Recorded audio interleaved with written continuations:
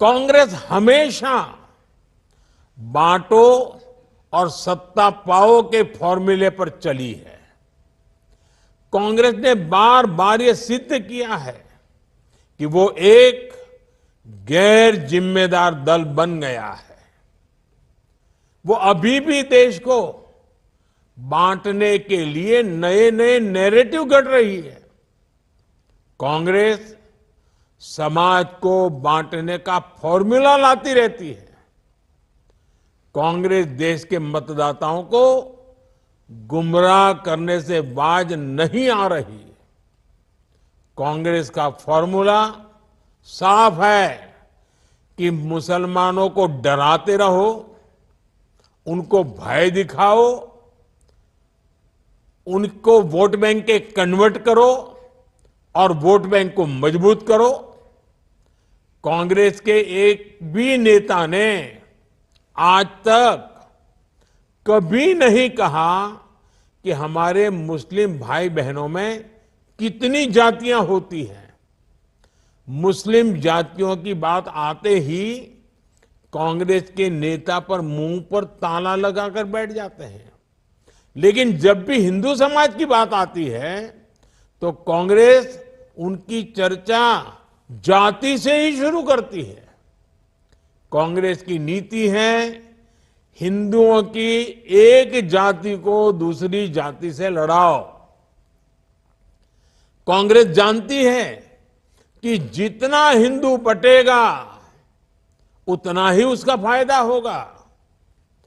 कांग्रेस किसी भी तरीके से हिंदू समाज में आग लगाए रखना चाहती है ताकि वो उस पर राजनीतिक रोटियां सेकती रहें। भारत में जहां भी चुनाव होते हैं वहां कांग्रेस यही फॉर्मूला लागू करती है। अपना वोट बैंक पक्का करने के लिए कांग्रेस समाज में जहर घोलने के हर हथकंडे अपना रही है।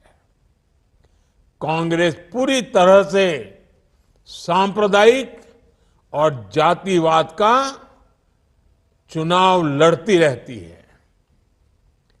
हिंदू समाज को तोड़कर उसे अपनी जीत का फॉर्मूला बनाना, यही कांग्रेस की राजनीति का आधार है।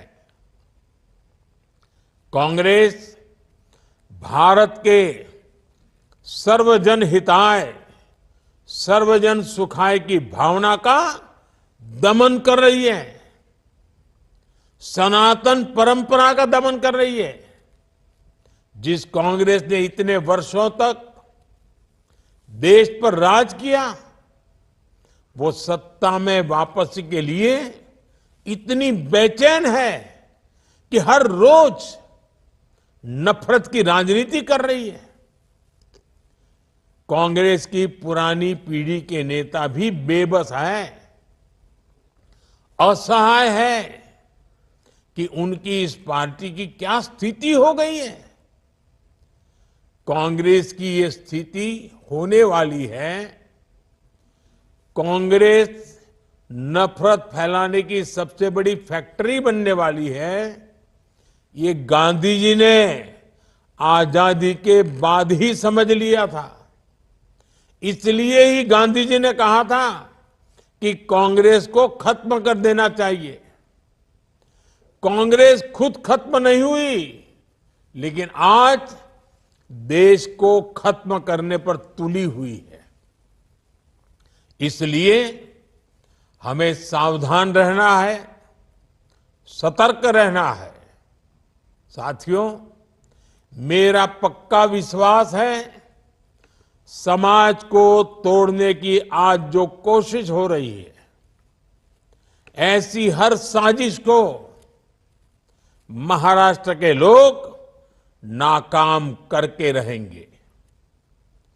महाराष्ट्र के लोगों को देश के विकास को सर्वोपरि रखते हुए एकजुट होकर बीजेपी महायुति के लिए वोट करना है।